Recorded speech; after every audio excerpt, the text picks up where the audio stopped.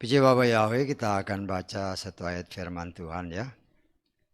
Yang sudah sering kita dengar, kita baca, kita imani,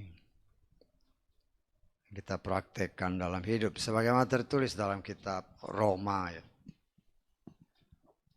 Satu ayat kita akan baca Roma 10 ayat 17. Roma pasal ke-10 ayat 17. Satu ayat ini kita baca bersama. Sebagaimana tertulis dalam di depannya.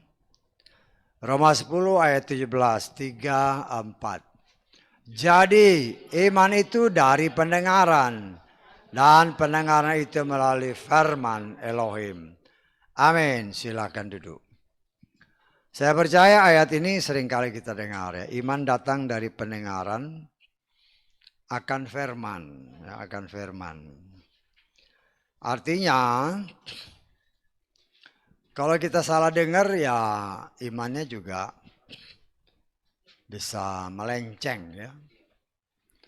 Dan kita tahu bahwa hal itu sekarang pun banyak terjadi ya, banyak terjadi yang ya dengan kecanggihan teknologi kita bisa mendengar juga banyak pendapat-pendapat.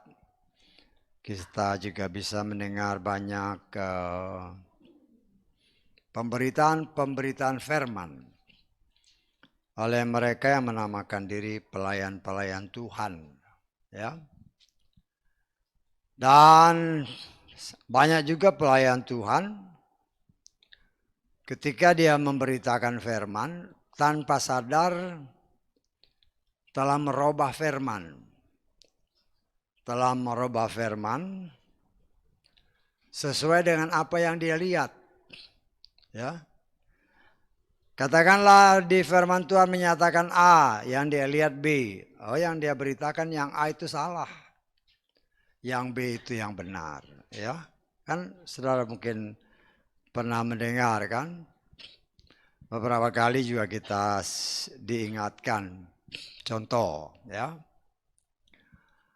Ketika Yesua berkata kepada muridnya, khususnya kepada Petrus, sebelum ayam berkokok engkau sudah apa? Menyangkali aku. Nah, itu tertulisnya kan gitu kan? Tertulisnya begitu, kita baca aja. Lukas pasal ke 22. Ayat ke 61.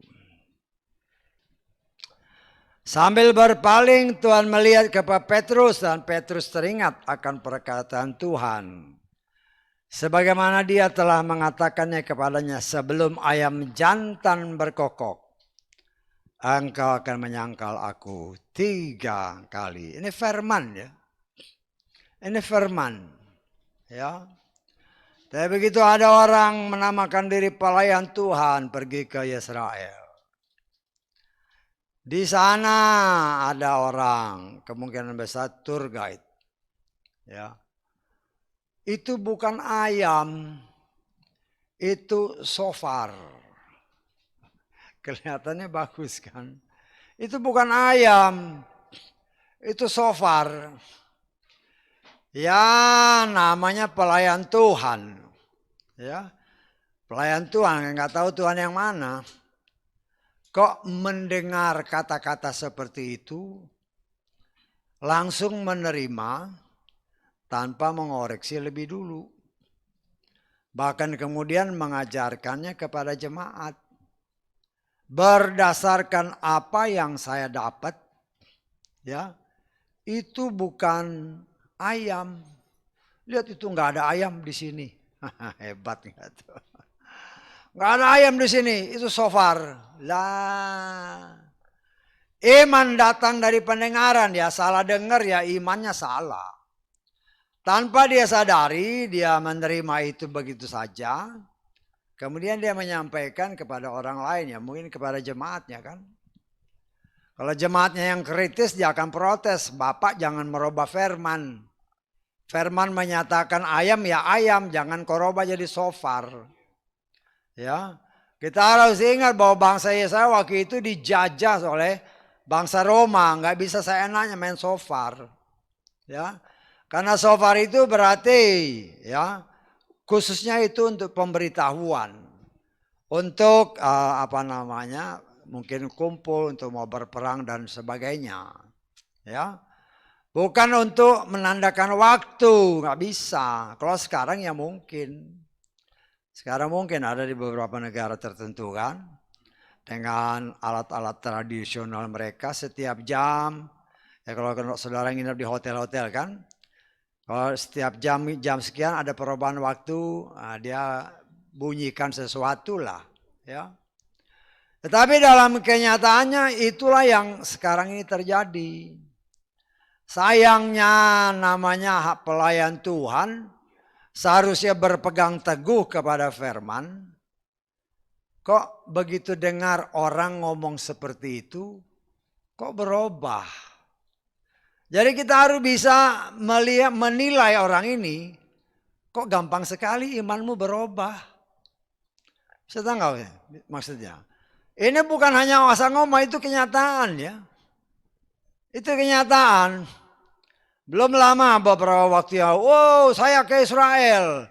Saya tanya orang-orang Yahudi, ya, para rabi-rabi, ya, tentang persepuluhan. Mereka bilang kita udah nggak bayar perpuluhan.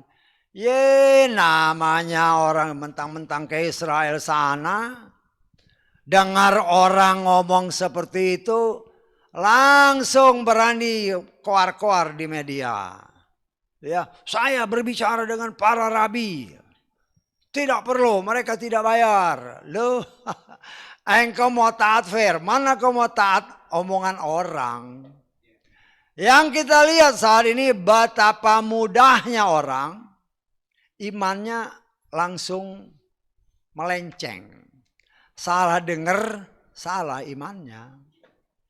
Tetapi ini satu bukti betapa mudahnya orang tertipu atau mau ditipu. Segala sesuatu kita harus teliti dulu. Benar nggak ini?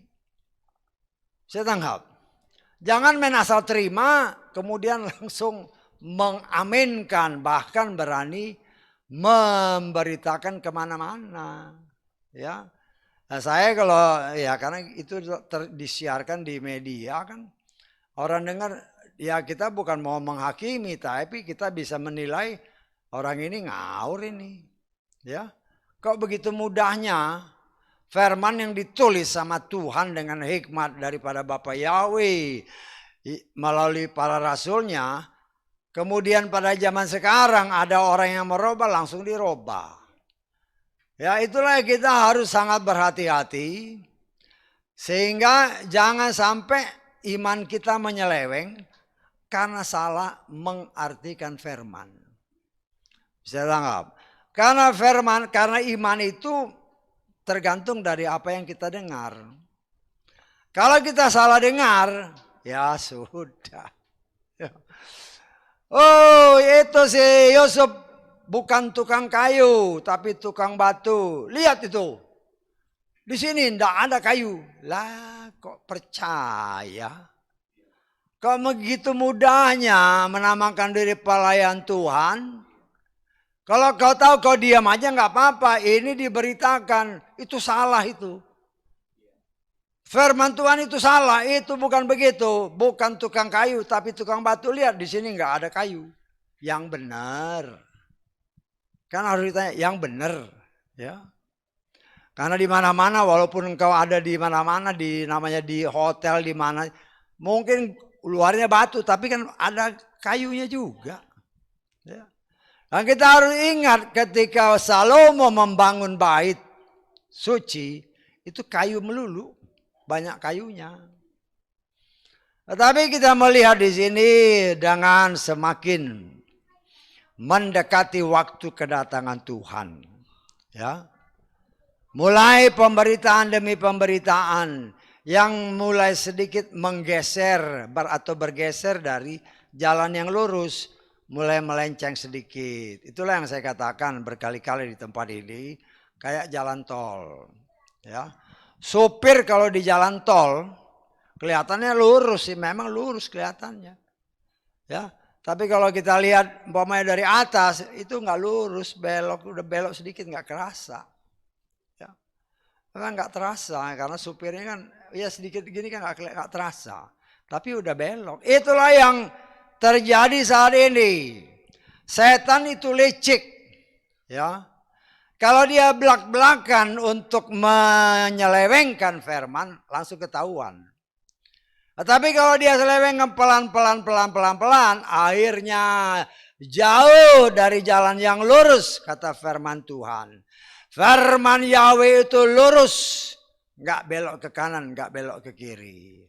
Tuhan itu nggak mau kita belat-belit, ya. Dikasih jalan yang lurus, maunya belok-belok. Ya, itu kan kenyataan.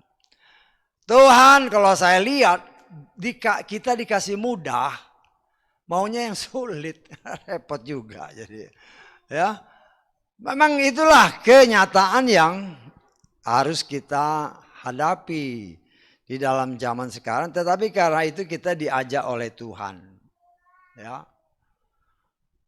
untuk kita benar-benar mengerti firman itu dengan benar. Karena itu seringkali ya kita melihat Tuhan sebagaimana yang seringkali diberitakan, ya. Ada orang yang ditetapkan, ditetapkan untuk diselamatkan. Tetapi ada orang yang dipilih dan ditetapkan untuk dibinasakan. Banyak sekali orang yang sulit menerima itu. Walaupun dia orang Kristen. Ya.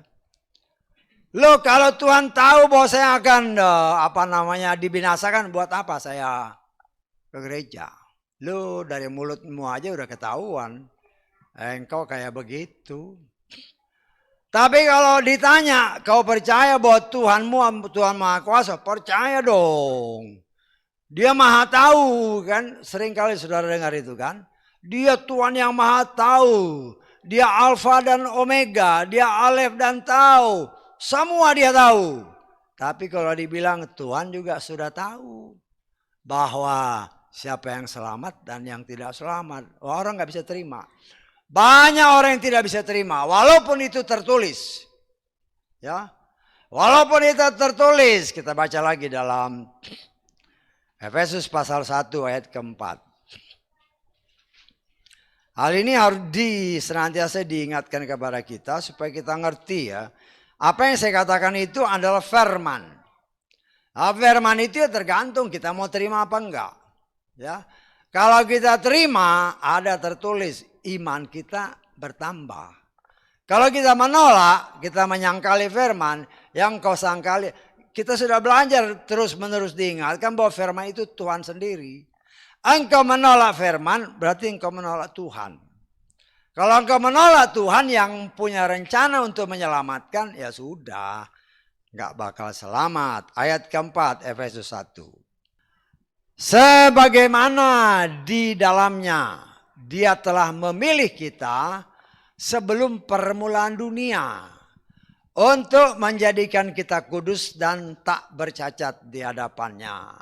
Oh, ini dibaca, kelihatannya mengerti. Tapi kalau dibilang Tuhan sudah tahu loh kamu ini bakal selamat apa enggak, lo langsung nolak. Ya. Bukan saja orang biasa, tetapi mereka yang punya gelar macam-macam pun nggak percaya. Ya. Atau dengan kata lain saya menyatakan, orang ini tidak percaya bahwa Tuhan yang dia percaya itu sesungguhnya Tuhan yang Maha Tahu. Tuhan sudah tahu berkali-kali diberitakan paling sedikit sebulan sekali. Ketika kebenaran firman dinyatakan sebagaimana tertulis dalam Yohanes pasal 13. Tuhan sudah tahu bahwa kan Yesua senantiasa bilang, ayat-ayat ini ya mungkin juga saudara cuma dengar-dengar aja, padahal itu setiap bulan ya. Setiap kita melaksanakan acara basuh kaki ini dibacakan senantiasa ya. Kita melihat di dalam Yohanes pasal 13 ayat ke-10 dan 11.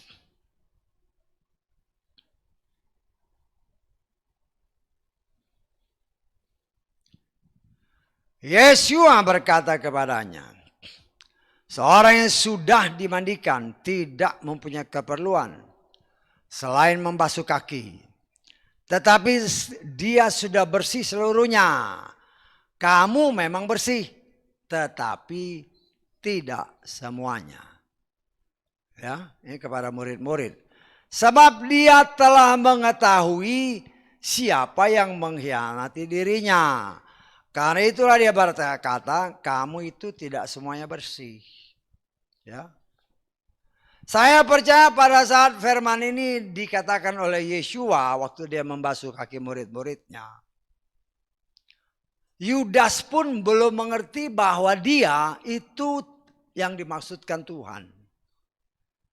Karena pada saat itu dia sama sekali belum mengerti bahwa dialah yang dimaksudkan Tuhan, bahwa dia ini yang akan mengkhianati. Ya. Kenapa? Ya, karena dia anggap kan dia sebagai murid aja. Dia sebagai murid, ya dia ikut gabung dalam basuh kaki, dia tidak menyimak baik kata-kata itu. Tetapi Yesua sudah tahu bahwa Yudas ini, waktu itu kan Yudas belum mengerti. Yudas itu adalah yang akan mengkhianati dia. Loh, kapan Yudas baru sadar? Ya. Kapan Yudas baru sadar? Ketika Tuhan memberikan firman yang murni, ya. Ketika Tuhan memberikan firman yang murni, justru dia kemasukan setan. Ya, kita lihat ya. Di dalam pasal 13 juga ya, kita baca di dalam ayat ke-26, 27.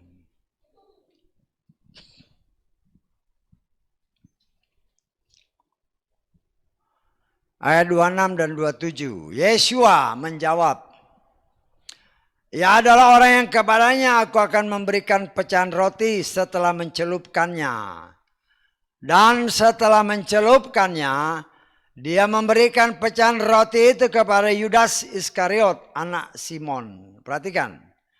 Sesudah pecahan roti itu, kemudian apa?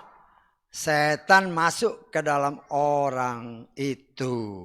Berbicara roti, berbicara firman Tuhan. Karena roti itu dari Yesua sendiri, saya menafsirkan. Ya. Ketika Yesua memberikan firman yang murni, baru kelihatan keaslian daripada si Yudas. Karena kan dia di sini dikatakan dengan jelas, ya.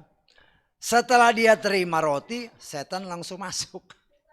Setengah maksudnya, ya. Artinya kita melihat di sini bahwa ini juga penggenapan daripada apa yang Yesua juga firmankan. Kita baca lagi ya. Di dalam Yohanes pasal ke-6. Kita baca mulai ayat 64. Namun ada beberapa orang dari antara kamu yang tidak percaya. Sebab Yesua sudah mengetahui dari semula siapa orang-orang yang tidak percaya dan siapa orang yang akan mengkhianati dia. Dan dia berkata, karena itulah aku telah berkata kepadamu bahwa tidak seorang pun dapat datang kepadaku jika hal itu tidak dikaruniakan kepadanya dari Bapakku. Sejak saat itu, banyak dari antara murid-muridnya berpaling dari mengikutinya dan tidak lagi berjalan bersamanya. Yohanes 6 ayat 6. Gampang diingat. Ketika firman yang diberitakan, yang murni, justru banyak orang yang tidak bisa terima. Ya. Dan saya percaya saat inilah mendekati kedatangannya. Kebenaran yang murni diberitakan. Kenyataan membuktikan. Ketika yang murni disampaikan, seperti ini tertulis. Banyak yang menarik diri. Ya, dengan berkata, aduh itu firmannya terlalu keras. Padahal itu tertulis. Saya hanya mengingatkan kepada kita semua, baik kau yang ada di sini dan kau yang ada di luar sana. Ingat, yang keras itu bukan firmannya. Yang keras itu hatimu. Firman Tuhan ada dinyatakan dalam kitab Yeremia. Firman itu bagaikan palu godam yang menghancurkan batu jalas. Dan juga firman itu bagaikan api yang menghanguskan. Kalau kita adalah sungguh-sungguh orang pilihan Tuhan. Yang mungkin mempunyai hati yang sangat keras sama seperti Paulus. Paulus itu keras ya. Dia berpegang teguh kepada Torah. Ya. Dan dia pada waktu itu sangat giat untuk membinasakan orang-orang yang percaya kepada Yeshua. Tetapi Tuhan sudah tahu siapa yang dia pilih. Tuhan sudah tahu walaupun pada saat itu dalam pandangan manusia, orang seperti Paulus ini tidak mungkin akan dipakai oleh Tuhan. Tetapi kenyataan membuktikan bahwa ya Tuhan sudah tahu siapa yang dipilihnya, termasuk si Paulus ini, ya, ya. Dengan cara Tuhan menampakkan diri kepada dia sehingga akhirnya dia bertobat. Ya. Dan ketika orang disuruh siapa kalau saya nggak salah namanya Ananias, disuruh Tuhan untuk melayani si Paulus, dia nolak. Bukan menolak, artinya dia ragu-ragu juga. Tapi apa yang dikatakan oleh firman Tuhan. Firman Tuhan berkata bahwa, kita lihat aja ya. Di dalam Kisah Rasul pasal 9. Ayat ke-15. Ya, judulnya di situ Ananias membaptis Saulus. Tapi kita baca yang ayat 15 saja, nanti saudara baca di rumah yang lain. Namun Tuhan berfirman kepada Bapa Yahweh di dalam Adonai Yeshua Mesya berbicara kepada si Ananias yang diutus. Pergilah karena orang ini adalah alat pilihan bagiku untuk membawa namaku ke hadapan bangsa-bangsa dan raja-raja serta Bani Israel. Ya. Orang yang tadinya sangat keras menolak Yeshua. Tetapi Tuhan punya cara untuk bagaimana mentobatkan si Paulus ini. Sehingga kenyataan membuktikan setelah dia bertobat, setelah dia menerima Yeshua dan diperbaharui, karena nanti kan dia dibaptis oleh si Ananias ini. Terjadi perubahan yang sangat luar biasa dahsyat. Orang yang tadinya sangat membenci Yeshua. Tetapi ketika dia sudah diperbaharui, dia berubah 180 derajat. Ya. Nah, saudaraku yang dikasihi oleh Bapa Yahweh, kita melihat karena memang apa yang Tuhan firmankan. Banyak yang dipanggil, tetapi sedikit yang terpilih. Demikian juga ada tertulis, yang terdahulu menjadi yang terkemudian. Itu terjadi. Banyak orang kan yang, tahun 99, tahun 2000 lah. Kalau kita memang mulai mengenal dia tahun 99, mulai praktek. Cuman kan dalam kenyataan kan tahun 2000 mulai dimasukkan nama yang kudus itu karena kita baru belajar mengenal kembali nama yang telah dilupakan. Tapi akibatnya kan ya memang banyak yang nggak suka, ya itu urusan mereka lah. Dan banyak orang-orang Tuhan yang pada waktu itu ya kasih mula-mula semangat sekali. Mengakui bahwa Yahweh di dalam Yeshua masih adalah nama yang benar. Ya. Tetapi dalam perjalanan waktu, ya mungkin saudara mengenal beberapa orang pelayan-pelayan Tuhan, ya yang boleh dikatakan pionir-pionir lah. Ya sejak siapa Dokter Suradi itu kan yang pertama-tama itu Dokter Suradi. Baru muncul yang lain-lain. Tapi kita lihat dalam perjalanan waktu, ya mereka yang tadinya percaya Yeshua. Kenyataan beberapa orang mulai meragukan ketuhanan Yeshua. Sama seperti orang Yahudi. Ya. Banyak sekarang nama mereka menamakan diri pelayan Tuhan sudah mulai meragukan ketuhanan Yeshua. Sehingga mereka menganggap bahwa Yeshua itu bukan Tuhan. Ya hanya seperti ya pelayan-pelayan biasa. Sungguh kasihan. Ya. Dan kebanyakan orang seperti itu mempunyai pandangan seperti orang-orang Yahudi. Ya. Jadi salah kaprah. Ya memang kalau diikuti, bagaimana orang-orang yang tadinya percaya Yeshua di dalam Bapa Yahweh dalam Yeshua Masia, sekarang mulai ragu-ragu. Karena begitu banyak buku-buku khususnya yang dari bahasa, dari Ibrani. Dari orang-orang Ibrani kan memang banyak yang menolak bahwa Yeshua itu adalah Tuhan dan Juru Selamat. Banyak yang menolak. Tetapi mereka lupa bahwa sekarang ini adalah masa anugerah bagi orang di luar Israel. Itu yang harus kita tanamkan baik-baik. Kita sudah belajarkan tentang si Yakub ketika dia mengcross tangannya, dia memberikan berkat kesulungan kepada Manasye, kepada Efraim, dan Manasye berkat tangan kiri. Manasye berkat tangan kiri. Yang sulung, yang seharusnya Manasye, tetapi berkat itu jatuhnya itu adalah nubuatan yang Tuhan perlihatkan melalui pengajaran yang Tuhan berikan kepada saudara dan saya untuk mengerti bahwa itu sesungguhnya sudah diperlihatkan oleh Tuhan, ada rencana Tuhan. Bahwa bangsa Yahudi itu menolak Yeshua. Ya. Lah sayangnya orang-orang di luar orang Yahudi ikut-ikutan Yahudi. Ya.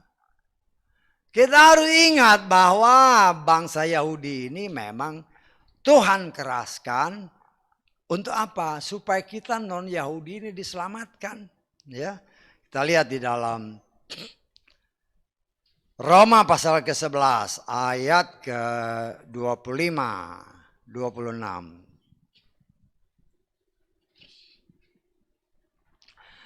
Sebab aku tidak ingin kamu tidak mengetahui rahasia ini.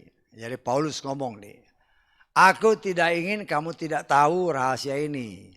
Saudara-saudara, supaya kamu jangan menganggap bijaksana terhadap dirimu sendiri. Perhatikan ayat ini. Bahwa kekerasan hati dari sebagian Israel telah terjadi sampai apa? Penggenapan bangsa-bangsa lain tiba. Dan dengan demikian seluruh Israel akan diselamatkan. Sama seperti yang tertulis, dia yang membebaskan. Akan datang dari Sion. Dan dia akan menyingkirkan kefasikan dari Yakub. Ya. Bangsa Israel memang masih menolak Yeshua. Mereka tidak percaya bahwa Yeshua itu sang juru selamat.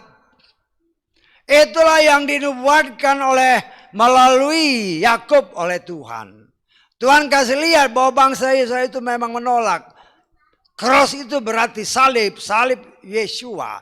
Karena Yesua, berkat itu dicurahkan bagi kita non-Yahudi. Tetapi sayangnya banyak orang yang non-Yahudi ikut-ikutan Yahudi. Mereka yang tadi bersemangat luar biasa, mulai meragukan ketuhanan Yesua. Mereka menganggap itu hanya sebagai nabi-nabi biasa. Ya.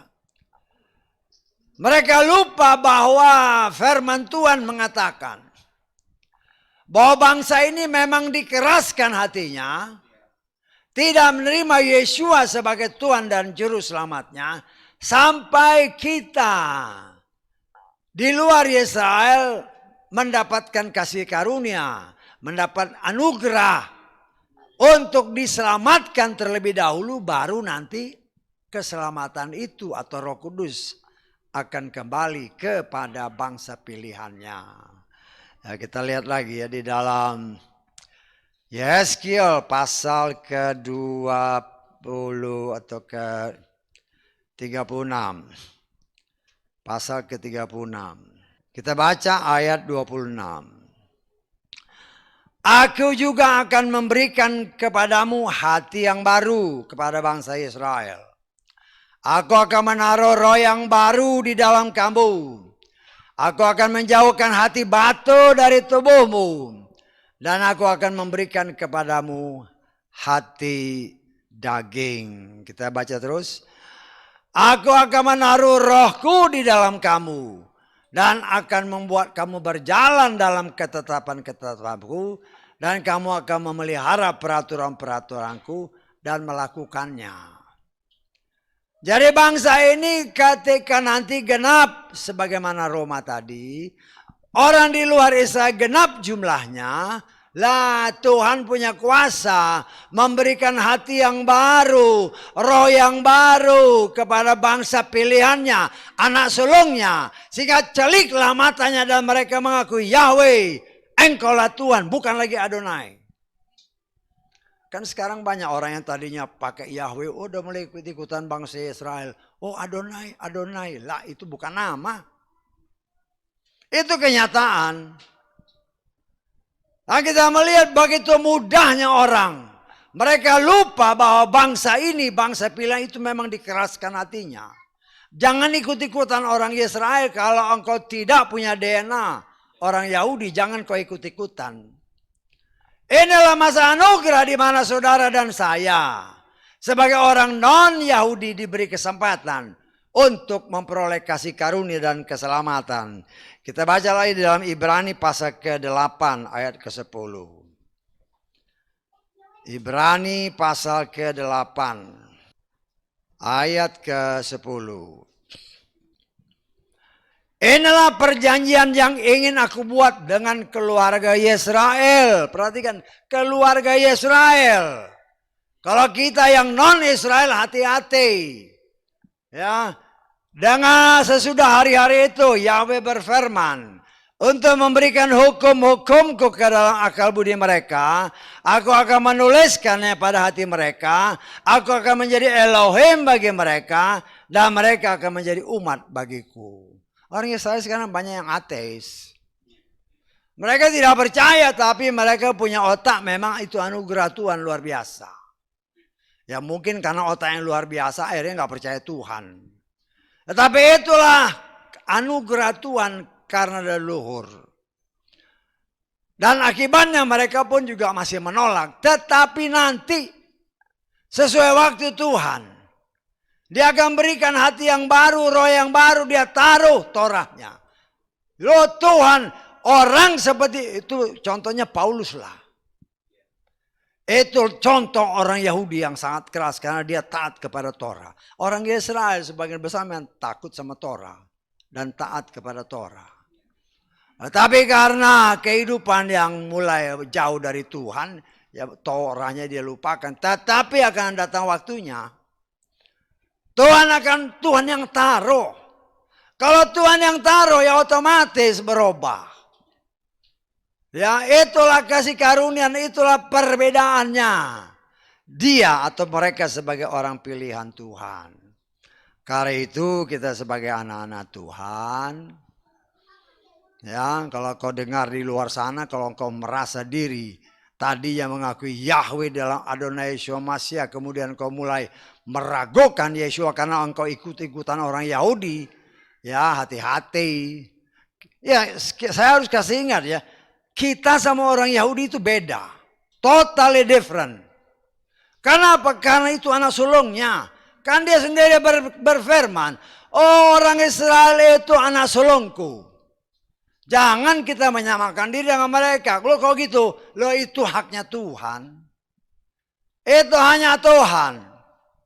Kalau kita tidak punya DNA sedikit pun juga tentang bahwa kita orang Yahudi, hati-hati. Hati-hati.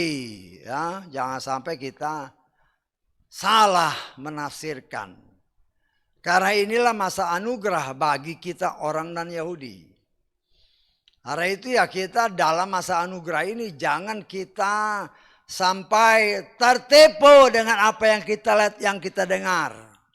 Engkau salah lihat, engkau salah dengar. Dan dalam kenyataan memang saya kenal beberapa pelayan Tuhan yang tadinya luar biasa menggebu-gebu.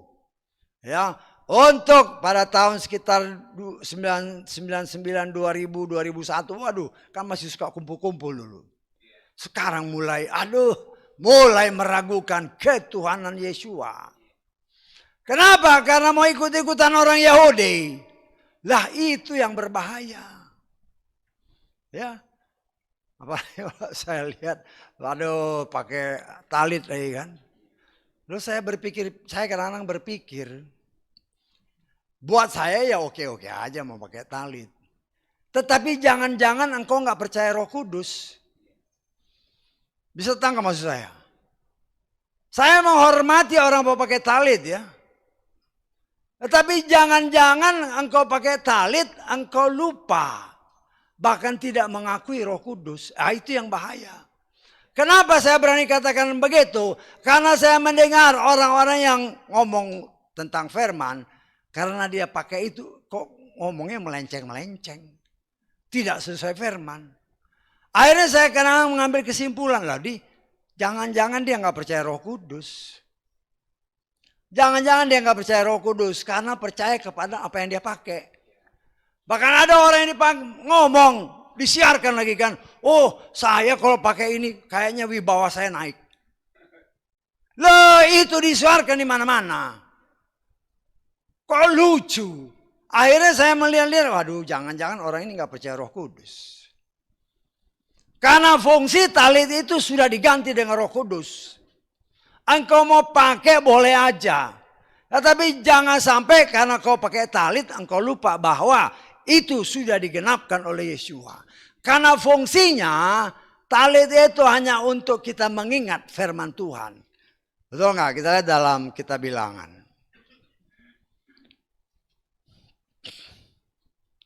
Kitab Bilangan pasal ke 15. 15 ya. Kita mulai baca ayat ke-38. Berbicaralah kepada Bani Israel.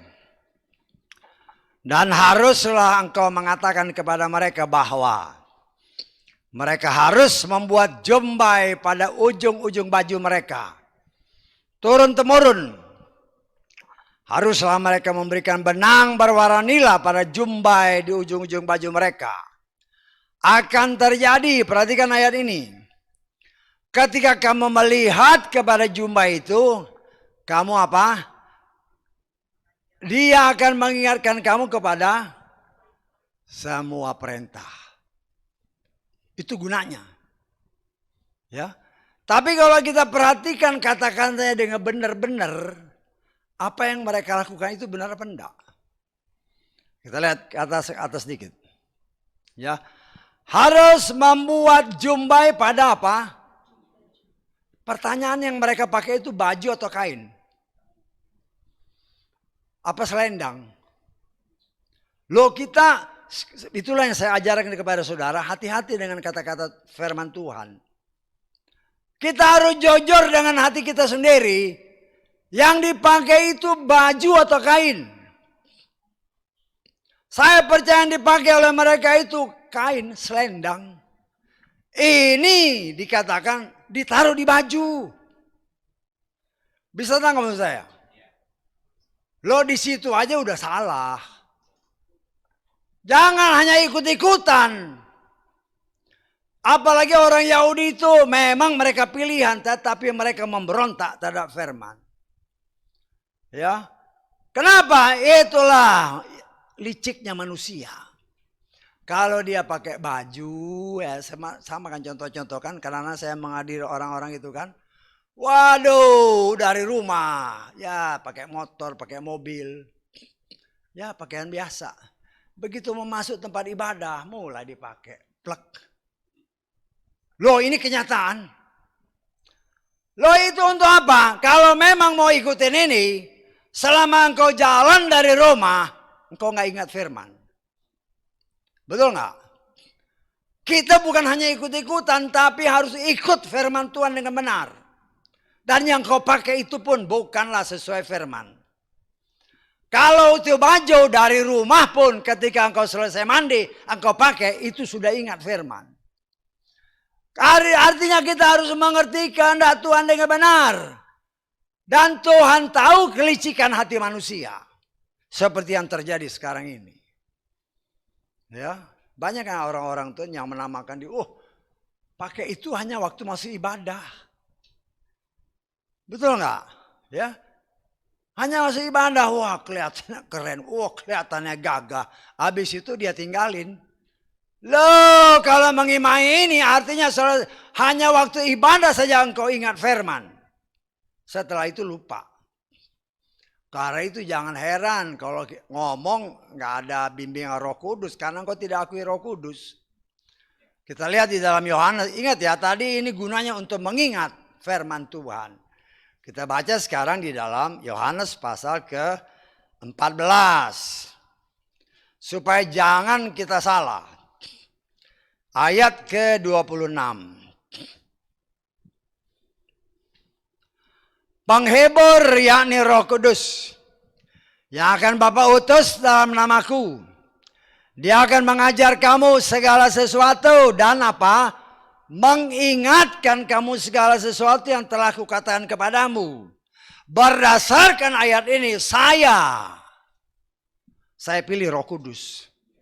Bukan kain-kain itu.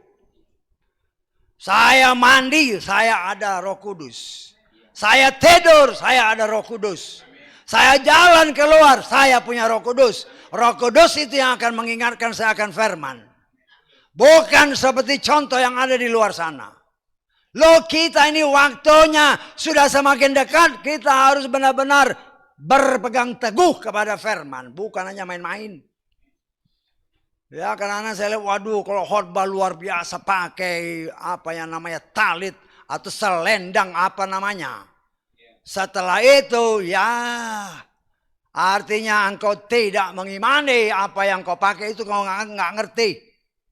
Kenapa? Nah, itulah yang saya katakan jangan-jangan engkau menolak Roh Kudus.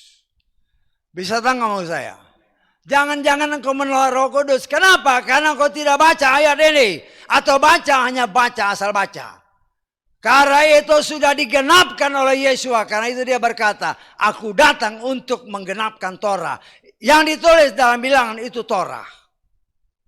Dia beri Roh Kudus untuk menggantikan apa yang ada di bilangan 16 tadi. Nah, kita harus mengerti firman itu dengan benar. Bukan asal ikut-ikutan. Ikut-ikutan tidak akan menyelamatkan kita. Tapi kalau kita melakukan ikut firman Tuhan dengan benar. Itu yang akan menyelamatkan kita.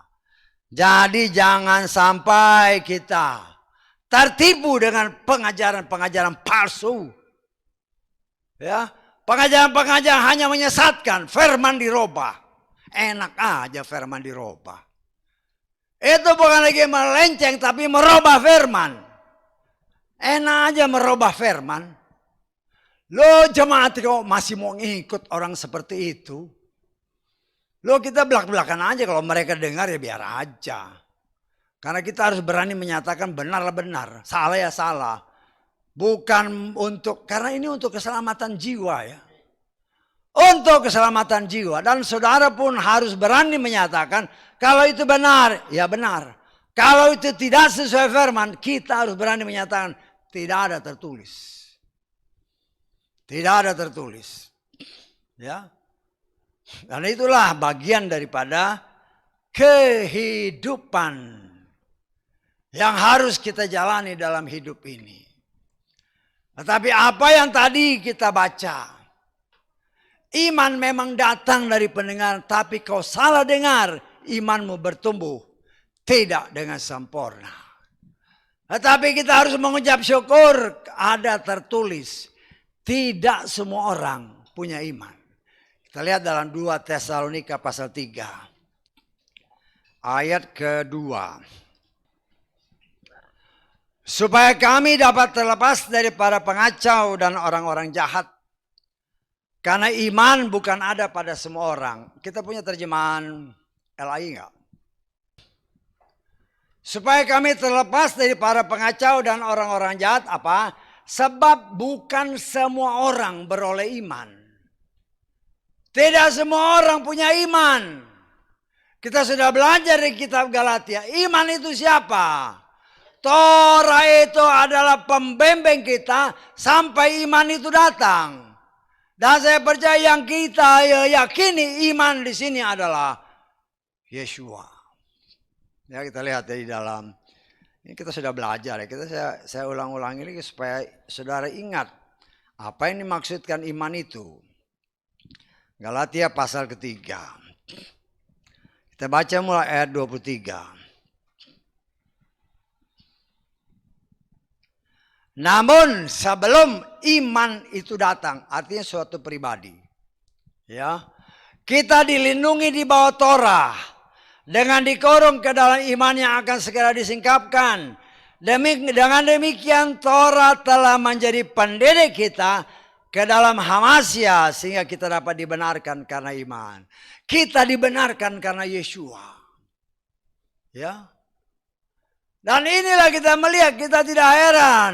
Oh, firman memang iman datang dari pendengaran. Oh, kebenaran diberitakan ke seluruh pelosok muka bumi dengan cara yang canggih sekarang ini.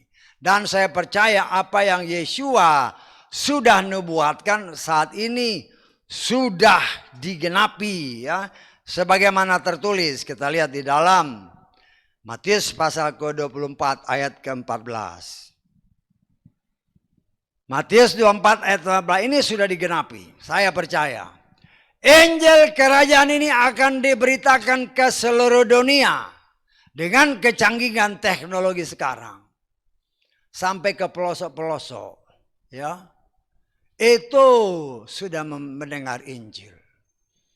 Walaupun setan berusaha, kalau saudara baca semua ya, tapi kan Injil kira akan diberitakan. Yang saya mau kasih lihat bahwa ini sebenarnya boleh dikatakan sudah digenapi.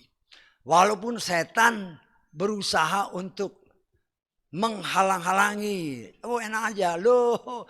Di Indonesia baru-baru kemarin ini kan pemerintah punya rencana supaya sampai ke pelosok-pelosok. Mereka bisa menangkap sinyal-sinyal untuk bisa memakai internet. Betul nggak?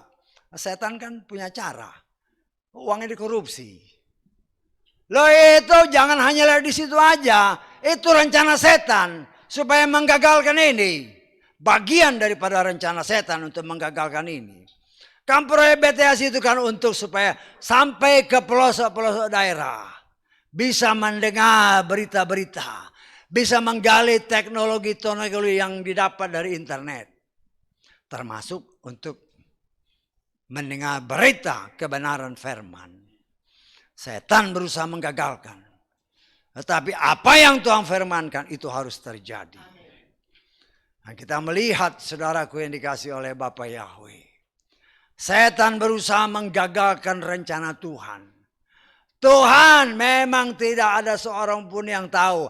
Hanya Bapak Yahweh yang tahu. Dia punya timetable, dia punya rencana yang harus dan dia mampu untuk menggenapinya. Walaupun setan berusaha menghalangi. Dia sudah katakan waktunya sekian, sekian, sekian. Itu pasti terjadi. Karena dia punya kemampuan untuk melakukannya. Setan tidak akan pernah bisa menghalanginya. Dan kita berusaha untuk mengerti kehendak Tuhan. Waktu Tuhan yang tinggal sedikit bagi kita non-Israel. Karena dia mau semua selamat.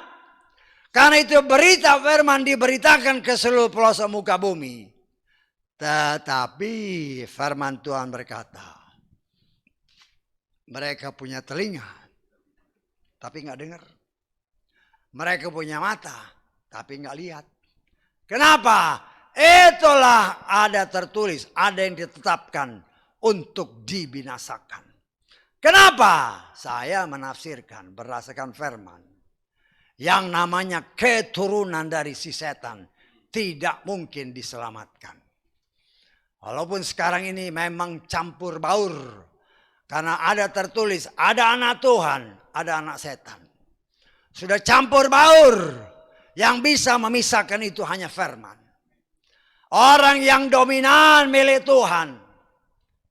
Akan dengan cara Tuhan, semua bebet-bebet si jahat yang ada dalam jiwanya, yang menguasai rohnya, dengan firman itu akan dikikis habis oleh Tuhan melalui firman. Kalau dia menerima firman yang benar, dia menerima iman yang benar, firman dan iman kepada Yeshua, itulah yang akan menyelamatkan dia, termasuk saudara dan saya. Ya. Saudaraku yang dikasihi oleh Bapa Yahweh, jangan menyia-nyiakan kesempatan. Waktu Tuhan berikan. Ya, nah, banyak orang sekarang kan, waduh tadinya rajin. Ya kita melihat banyak kenyataan sih. Dari pengalaman hidup kita lihat, waktu dulu janji-janji, oh pokoknya aku pasti ibadah. Setelah hidup mulai berhasil, aduh, aku banyak bisnis. Itu kenyataan. Aku banyak bisnis, nggak ada waktu. Pakai ini aja live streaming kan sama aja. Lah, setan mulai menggoda. Engkau ya mungkin streaming sambil tiduran kan tidur. Makan ini apa namanya kacang. Udah bosannya makan enak lama ketiduran. Itu yang kau katakan ibadah. Jangan ibadah bermain-main dengan Tuhan. Engkau bisa main-main dengan manusia. Tetapi sama Tuhan. Tuhan itu yang menentukan hidup matimu. Jangan-jangan kau lagi nonton begini makan keselak. Langsung lewat. Loh ya mungkin kata-kata ini kasar ya. Tetapi ya kita harus sangat berhati-hati. Tuhan itu memberikan waktu kepada kita. Jangan sampai kita menyia-nyiakan kesempatan yang Tuhan berikan. Tuhan itu ada batas kesabarannya. Memang kita tidak lihat batasnya. Sehingga seringkali orang bilang, waduh Tuhan itu kan kasih. Tuhan itu kan setia. Lah dia lupa bahwa Tuhan itu setia sama firman. Saya tidak pernah mengajarkan kepada saudara dari tempat ini bahwa Tuhan setia kepada manusia. No way. Tidak ada ayatnya. Tetapi Tuhan setia sama firman-Nya. Kalau kita hidup di dalam firman, hidup kita pasti terjamin. Karena dia setia kepada firman-Nya. Karena firman itu ada di dalam kita, dia bela firman-Nya. Tetapi kalau kita tidak setia sama firman-Nya, apalagi mengolok-olok firman-Nya, ya sudah. Ya. Waktu Tuhan, selama kita masih diberikan waktu. Ya. Jangan bilang, aduh saya kan masih muda, masih perlu pengalaman gini-gini. Siapa yang tahu 5 menit besok kau masih hidup. Bisa tahu maksud saya? Mungkin sekarang gagah-gagah.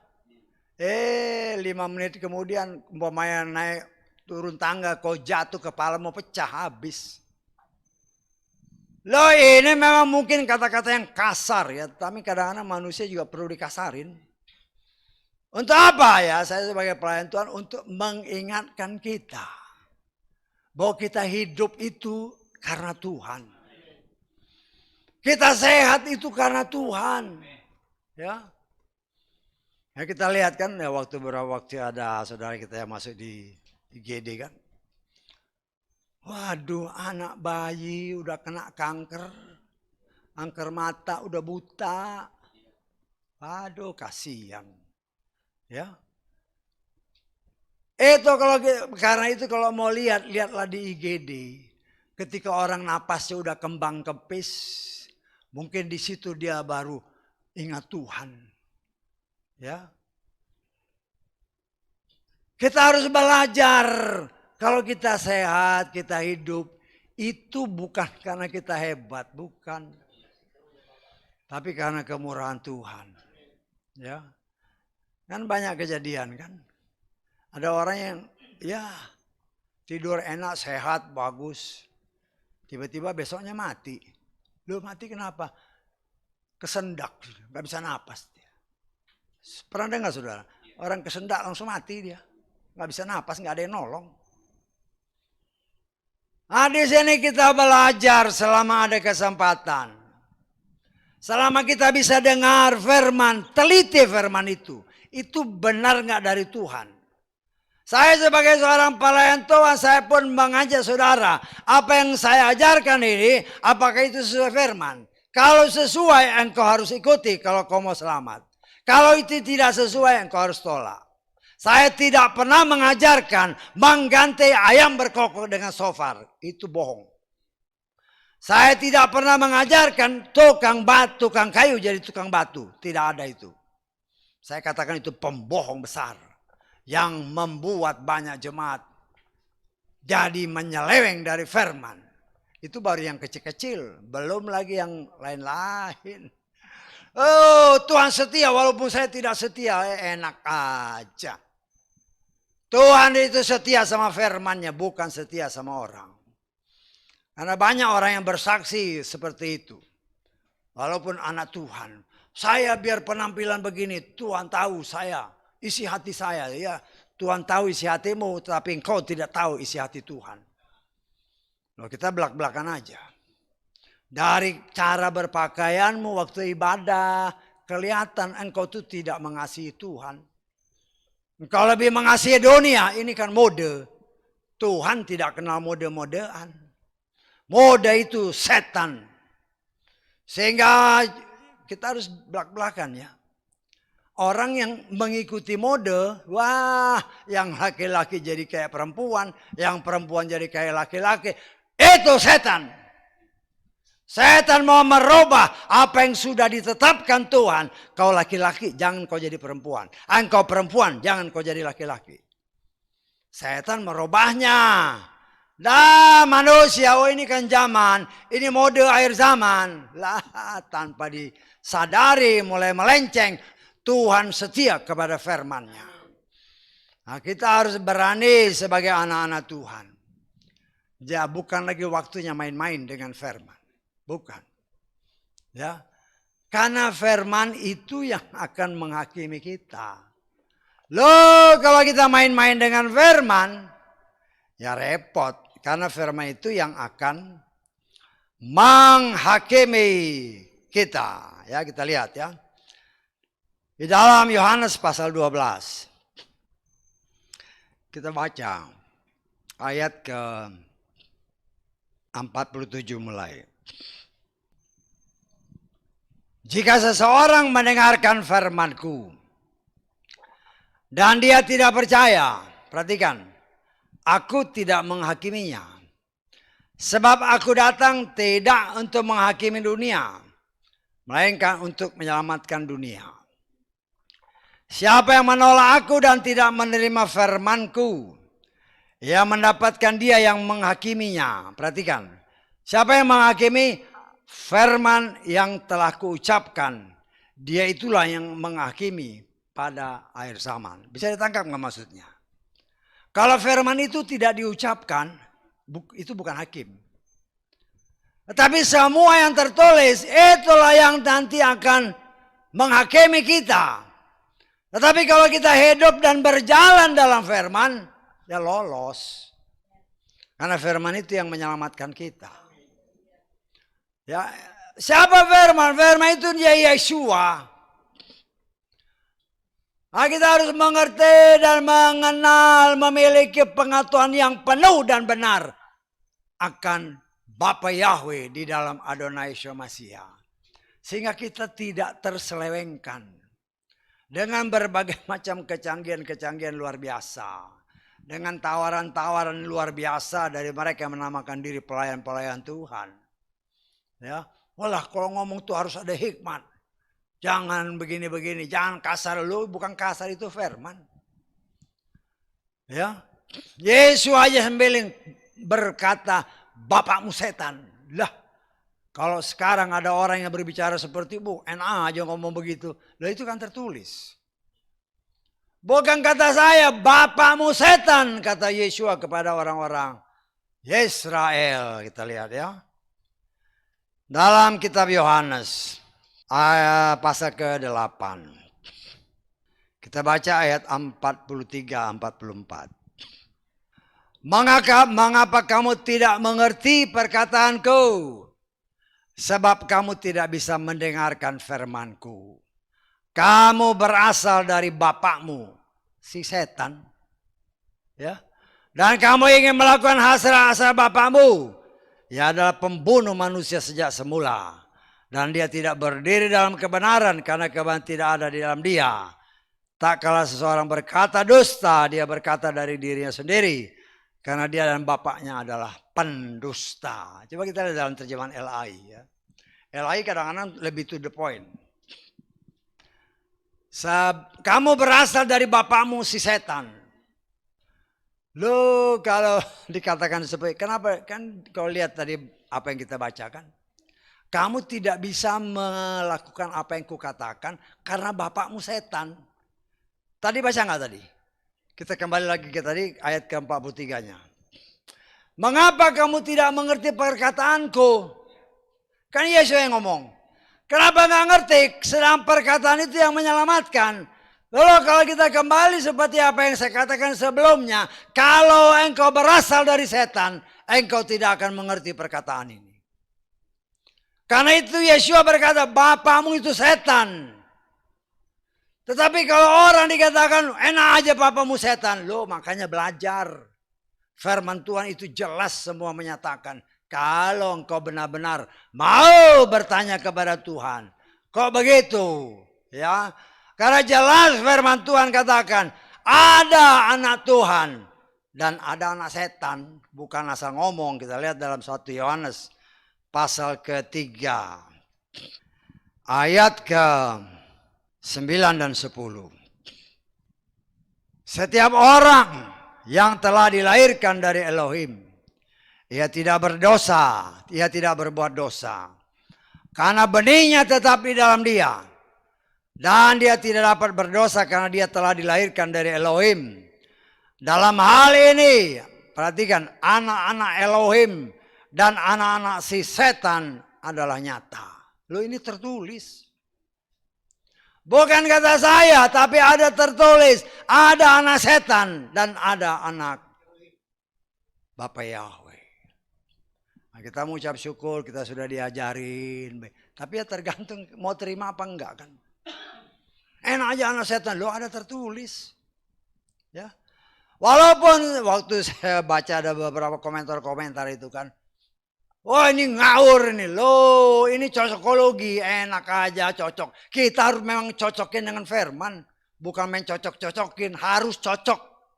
Kalau nggak cocok itu berarti bukan dari Tuhan. Lah kita harus berani tegas-tegasan, apalagi saya sebagai namanya pelayan Tuhan. Ya kasih tahu yang benar, ya itu tertulis, ya. Tapi kalau ngomong lemah lembut, ya ngomongnya kayak gini ya mau diapain. Yang penting yang diomongin itu benar. Bisa nggak mau saya? Ya. Kecuali kalau ngomongnya ngawur, tidak sesuai firman. Banyak yang seperti itu ngomongnya lemah lembut, tapi melenceng. Nggak bisa seperti itu, bukan karakter saya. Saya harus berani memberi karena saya menyatakan diri. Sebagaimana apa yang Tuhan berikan bagi saya secara pribadi. Sebagaimana tertulis dalam kitab Yeskiel pasal 3 ayat 17. Itu firman yang menjadi pegangan hidupku, kita baca. Yeskiel 3 ayat 17. Hai anak manusia, aku menetapkan engkau menjadi penjaga bagi keluarga Israel. Dan engkau akan mendengar firman dari mulutku dan mengajar mereka atas namaku. Ini yang menjadi, yang bagi saya mendapatkan ayat ini bagi saya pribadi. Jadi tugasku untuk mengajar orang Israel. Israel artinya orang yang mau berjalan lurus dalam jalan Tuhan. Saya harus berani mengajarkan itu. Walaupun mungkin banyak orang menolak. Bagi saya ya, saya mau menyenangkan hati Bapakku. Karena aku mau masuk ke sorga. Orang boleh menolak asal jangan Bapakku menolak aku. Jangan sampai aku berkhotbah capek-capek, ada tertulis 1 Korintus pasal 9. Capek-capek aku khotbah, masuk neraka. Mau ngapain? Itu bukan cita-citaku. Tapi saya harus berani mengajarkan apa yang tertulis. Dan saya percaya kalau mereka adalah anak-anak Tuhan. Dan mereka melihat ini perkataan Tuhan. Mungkin keras, karena hati kita keras. Maka firman itu lebih keras. Amin. Hati kita kayak batu cadas. Tetapi ada tertulis firman itu bagaikan palu godam yang menghancurkan batu cadas. Dan ya kita hanya sebagai alat Tuhan. Selama kita berpegang kepada kebenaran. Gak usah takut. Gak usah takut. Karena yang kulayani adalah Bapa Yahweh. Jiwa-jiwa yang Tuhan kirim. Kalau mereka adalah anak Tuhan. Mereka pasti bisa menerima. Karena mereka lihat kan ini memang ayatnya ada. Kecuali kalau ayatnya nggak ada. Daripada saya memberitakan dengan lemah lembut, lemah gemulai. Ya firmannya entah firman siapa. Loh kebanyakan seperti itu kan. Itu yang banyak disukai sekarang. Ya, bahkan ada orang yang berkata, aduh, saya senang tuh ibadah di sana. Kenapa? Oh, pelayannya lucu. Lah, pelayannya lucu. Bukan firman yang dicari, hanya lucu-lucunya yang dicari. Ya cari aja pelawak sana. Dan memang kalau saudara datang ke toko-toko buku Kristen, ada buku khusus lawakan di tempat khotbah.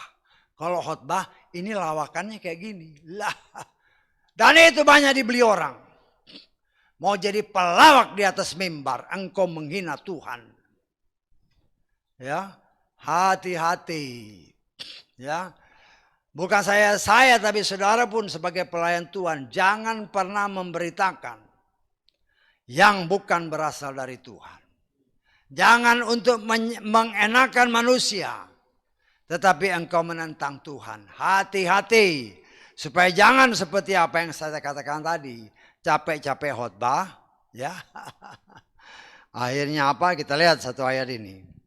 1 Korintus pasal 9. Ayat ke-27. Namun. Aku menggembleng tubuhku dan memperhambanya. Supaya apa? Supaya jangan setelah berkhotbah kepada yang lain, aku sendiri dapat menjadi yang ditolak. Saya nggak mau seperti ini. Capek-capek, keringetan khotbah. Ya, akhirnya ditolak. Kenapa? Karena hanya untuk menyenangkan hati telinga manusia. Karena memang itu sudah waktunya. Yesus sendiri sudah berbicara melalui para rasulnya bahwa akan datang waktunya orang hanya mau apa? Mendengar yang enak-enak. Ya, 1 atau 2 Timotius pasal keempat. Ayat ketiga. 2 Timotius 4 ayat 3.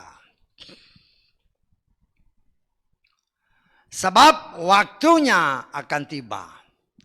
Ketika mereka tidak dapat bertegang rasa terhadap pengajaran yang sehat. Sebaliknya, sesuai dengan keinginan mereka. Sesuai dengan keinginan mereka sendiri. Mereka akan mengumpulkan para pengajar. bagi diri mereka sendiri agar apa? Pendengarannya dikatakan. Ini kan terjadi sekarang.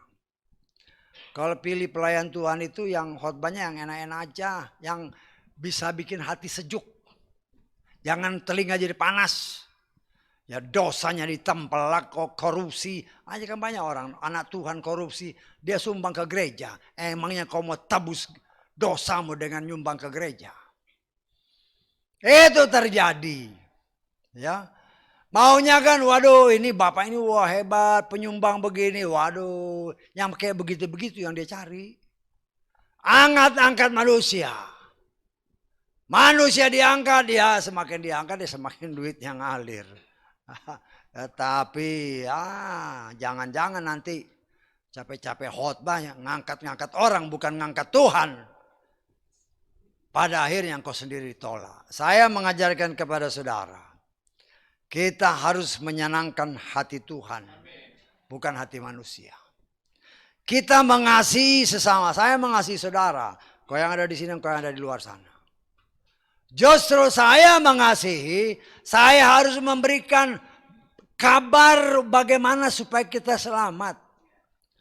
Tuhan itu tidak mau kita melenceng sedikit saja dari firman. Karena firman itu yang akan yang menghakimi kita. Kalau kita melenceng, ya sudah, firman itu yang menghakimi. Kalau dihakimi sama firman yang sudah diucapkan, dan kita melenceng, ya hukumannya pasti masuk neraka. Nah, kita belajar, saudaraku yang dikasih oleh Bapak Yahweh. Kita sebagai anak-anak Tuhan, kan kadang-kadang kita mungkin lagi susah, lagi galau segala macam.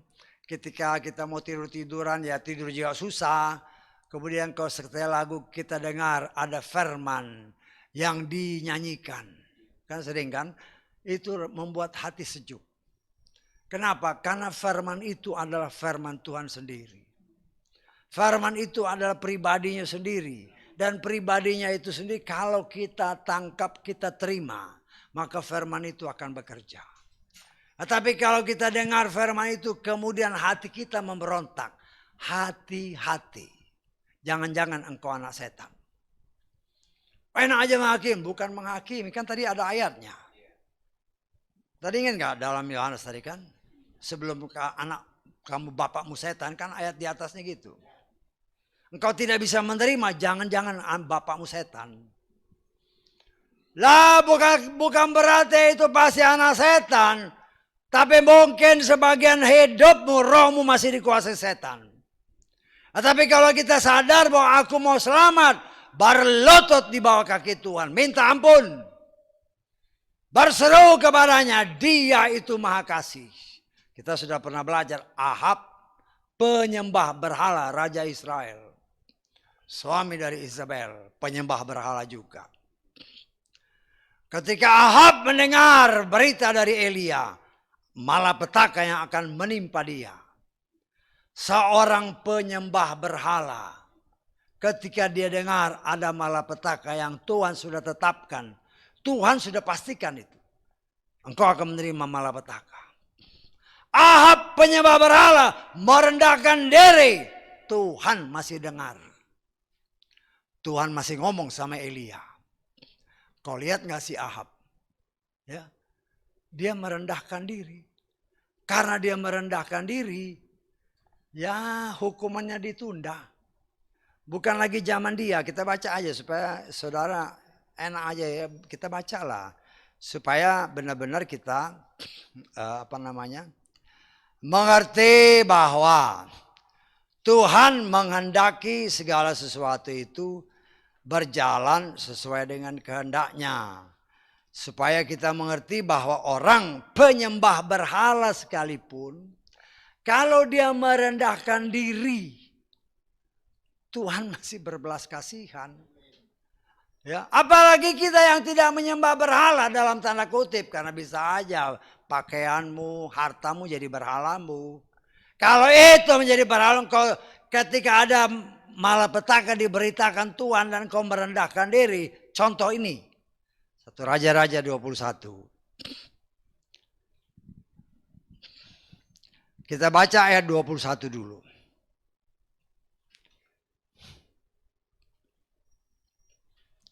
1 Raja-Raja 21 ayat 21. Lihatlah. Ya, ini Elia dengan oleh perintah Bapak Yahweh berbicara kepada Ahab. Aku akan mendatangkan malapetaka atasmu.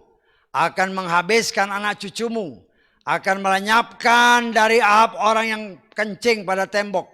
Baik yang tertawan maupun yang bebas dari Yesaya. Ini malapetaka yang Tuhan berikan kepada Elia, disampaikan kepada Ahab. Kemudian nanti saudara baca, kita longkat di ayat ke-27. Baca, tapi nanti baca semua. Terjadilah ketika Ahab mendengar perkataan itu, dia mengoyakkan pakaiannya, mengenakan kain kabung pada tubuhnya dan berpuasa, serta berbaring dengan memakai kain kabung dan berjalan dengan langkah lambat. Ayat 28, perhatikan. Firman Yahweh datang kepada Elia orang Tisbe itu yang mengatakan, apakah engkau sudah melihat bahwa Ahab telah merendahkan diri di hadapanku? Oleh karena dia telah merendahkan diri di hadapanku, maka aku tidak akan mendatangkan malapetaka pada zamannya. Aku akan mendatangkan malapetaka atas keluarganya pada zaman anaknya. Yang kita petik di sini, orang seperti Ahab penyembah berhala ketika dia merendahkan diri, itu masih dijawab oleh Tuhan. Apalagi kita yang mengaku diri anak Bapa Yahweh. Kalau kita mau merendahkan diri, apa ya dia dengar? Apalagi kita. Bisa tangkap menurut saya. Kita belajar dari semua ini. Supaya karena ketika kita baca firman, kita dengar firman, kita dicelikan. Berarti luar biasa Tuhan. Tapi saya sudah berdoa. Ya mungkin cara berdoanya tidak seperti Ahab. Ahab ini karena ketakutan malapetaka mau datang, dia merendahkan sedemikian rupa. Pakai pakaian kabung, berpuasa. Ini bukan main-main. Tidak disebut memang berapa hari. Tetapi Tuhan melihat orang ini merendahkan diri. Berarti masih ada rasa takut kepada Bapa Yahweh. Karena malapetaka yang memang sudah Tuhan berikan. Beritahu. Loh, kita pun sudah diberitahu. Engkau menolak Yeshua. Maka engkau tidak akan memperoleh hidup yang kekal. Kan sama itu. Karena itu mari kita merendahkan diri. Di hadapan Tuhan dengan sungguh-sungguh. Kalau orang seperti apa aja dia dengar. Apalagi kita yang adalah anak-anak Bapa Yahweh. Karena itu saudaraku yang dikasih oleh Bapa Yahweh. Ingat kasih Tuhan. Tetapi ingat juga kekerasan Tuhan. Ingat kasihnya. Jangan sampai kita salah. Menafsirkan satu ayat terakhir. Roma pasal 11 ayat ke-22. Oleh karena itu perhatikanlah kebaikan dan kekerasan Elohim. Kekerasan terhadap mereka yang memang telah jatuh. Sebaliknya, kebaikan terhadap engkau. Jika engkau tetap tinggal dalam kebaikan. Kalau tidak, engkau pun akan dipotong. Ini firman. Ya, ingat Tuhan itu kasih. Tuhan itu lemah lembut. Tapi Tuhan juga bisa keras. Engkau keras, dia lebih keras lagi. Jangan memberontak terhadap dia yang sanggup untuk mencabut nyawa kita. Ya. Kalau rohnya diambil, ya udah mati. Lo mau apa yang mau kita sombongkan? Tidak ada. Karena itu rendahkanlah diri kita senantiasa di bawah kaki Tuhan. Ajak dia berkomunikasi. Ingat dia itu Bapak kita. Dia itu Bapak kita. Apabila kita minta roti, tidak mungkin dia kasih ular. Karena dia Bapak kita yang sejati. Dan kita sedang diproses oleh dia. Dia menghendaki karakter setan yang telah mengambil bagian dari sebagian hidup kita. Karena kejatuhan nenek moyang kita. Itu yang sebagian dari setan ini sedang dia kikis. Memang kalau dikikis sakit. Tapi karena dia mau menyelamatkan saudara dan saya, relakan hatimu, relakan hati kita untuk kita menerima, ya. Walaupun firman itu menusuk kita sangat dalam, merobek-robek kita, jangan pernah lari. Kan ada tertulis, ya. Dia itu memukul kita, tetapi dia itu juga yang membebat kita.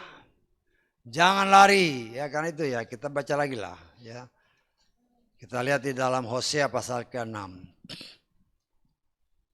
Ayat ke-1. Marilah dan biarlah kita berbalik kepada Yahweh. Perhatikan. Sebab dia telah mencabik, tetapi dia akan menyembuhkan kita. Dia telah menghantam, tetapi dia akan membebat kita. Firman-Nya lebih tajam daripada pedang bermata dua manapun, yang menusuk amat dalam, sanggup memisahkan tubuh, roh dan jiwa. Tetapi ketika kita sedang ditusuk, sedang diproses, jangan lari. Karena kalau kau lari, dia tidak bisa membebat. Saya tanya maksudnya. Mungkin kita tertusuk, aduh ini kurang ajar juga nih pelayan Tuhan ngomong kok kayak gini. Loh itu firman. Ya. Itu firman. Jangan lari ketika kita ditusuk oleh firman. Karena kebanyakan orang lari.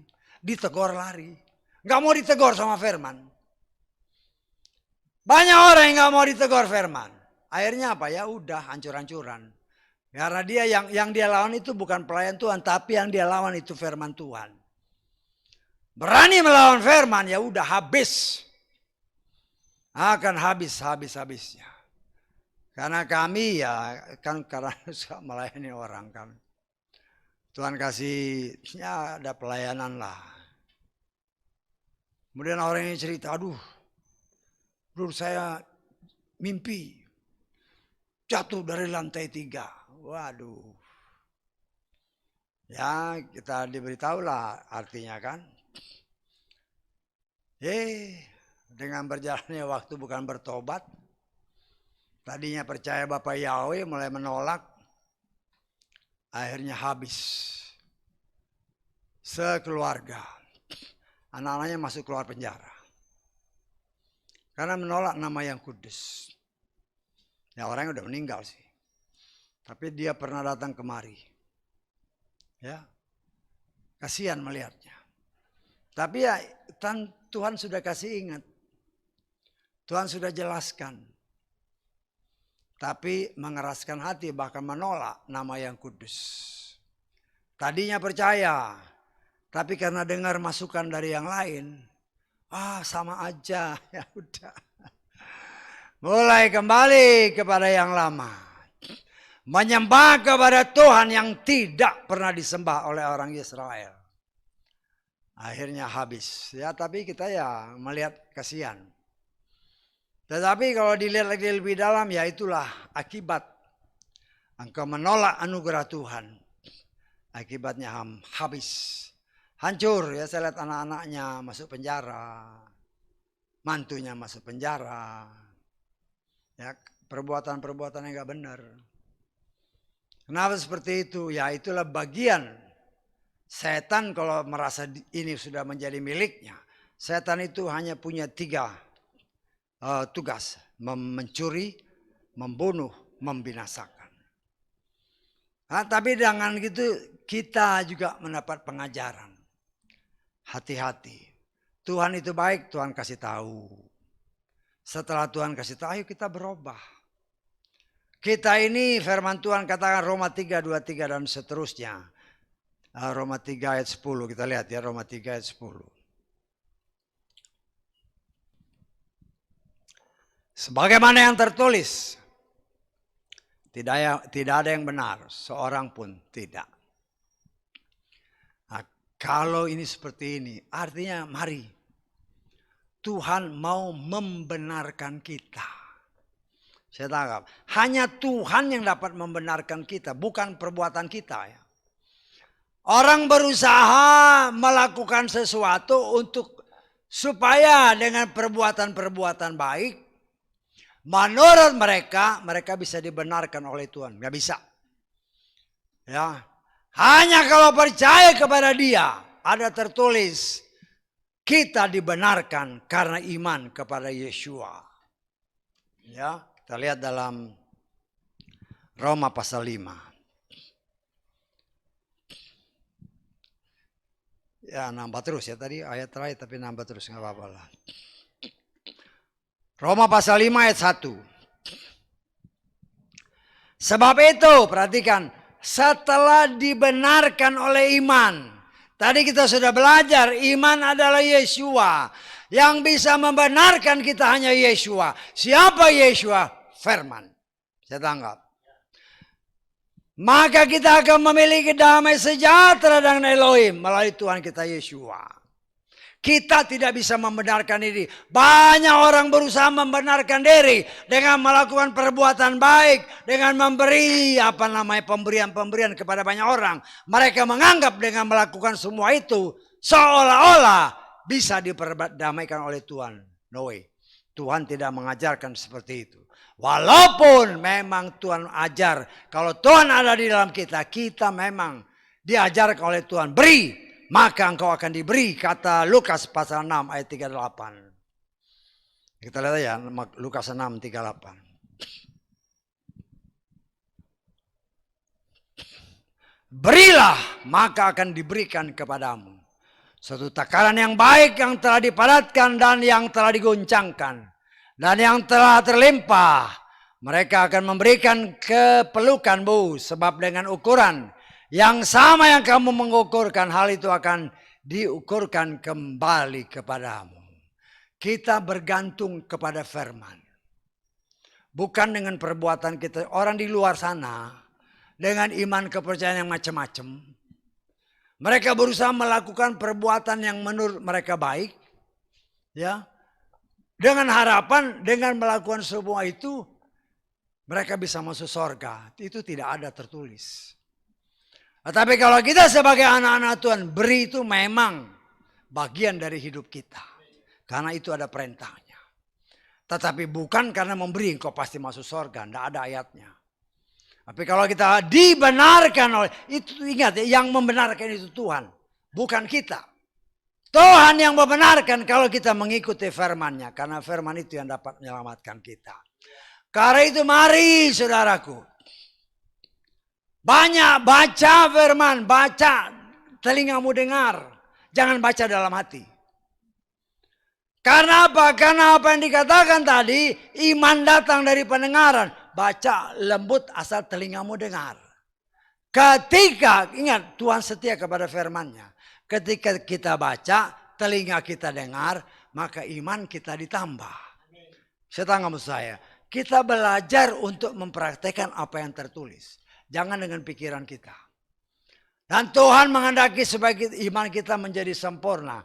Karena ada tertulis dalam Ibrani pasal ke-12. Yeshua adalah penyempurna iman kita. Sehingga saudaraku yang dikasih oleh Bapa Yahweh. Percayalah. Kalau kita dengan sungguh-sungguh mau belajar. Mengikuti Tuhan. Belajar. Orang namanya belajar kadang-kadang kita masih jatuh. Ya. Belum ada yang sempurna di antara kita, termasuk saya. Ya.